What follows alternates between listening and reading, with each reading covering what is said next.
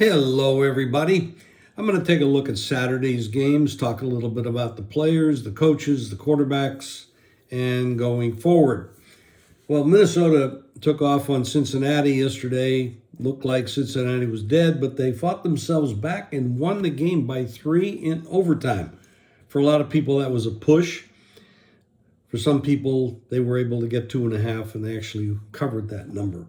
Or if they played the money line, like you know I do, with short prices on favorites, they would cash there too. Pittsburgh at Indianapolis. This might be the last run we see with Tomlin. He's a good coach. We know he's a good coach. We know he's done good things over the years. But I don't know what decade he's coaching in right now, because this club is a mess.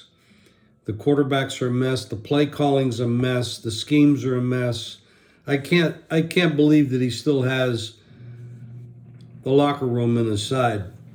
This might be his last year. It should be his last year, in my opinion.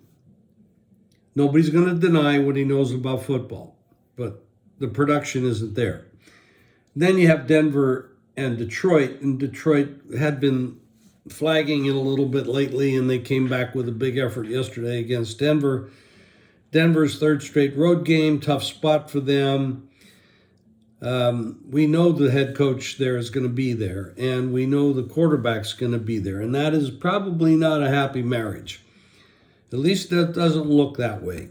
Russell Wilson, to me, and believe me when I say this, it hurts me to say this, because I always thought Russell Wilson was one of the best. When he was in Seattle and cooking, he was incredible. But his last year there was bad, and these last 2 years at Denver have been bad as well.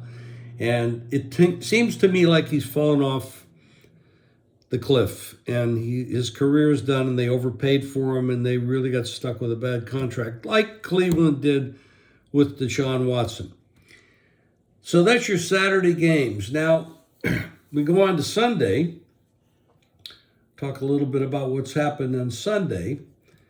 It's some interesting stuff going on here, guys. If I can get the machine to work the way it's supposed to.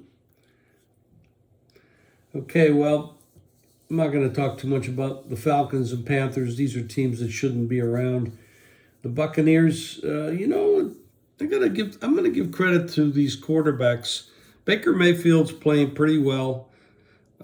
Seems to have an idea what he's doing now. He's really matured into the position. He's definitely one of the better quarterbacks in the league. Definitely one of the top 32. He should be a starting quarterback in the league. Love for the Packers. A lot of people wrote him off, said he couldn't play. He can play. The Texans amazingly won the game. They down quarterback or hit their quarterbacks out. They still won the game. I like the quarterback for Tennessee. I like this kid, Levis. I think he's got a lot of potential. He's got a cannon for an arm.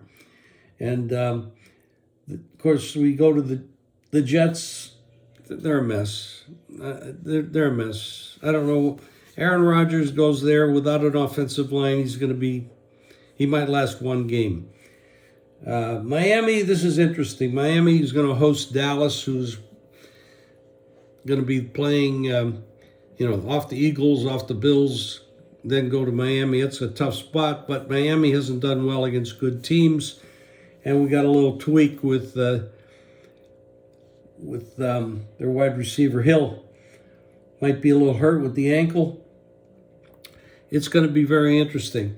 Going forward, head coaches, I'm glad Staley is out. I don't want to see people lose their job, but he never deserved that job. In my opinion, it was a very, very bad hire. They went the cheap route. They got what they deserved. Now, he's ruining a lot of good talent down there. But this is the same organization that had a Marty Schottenheimer, 14-2, 13, whatever he was. Amazing head coach. They got rid of him. So someday I'm going to do an analysis of ownership. And there's some bad owners. We know that. We just got rid of one in Washington.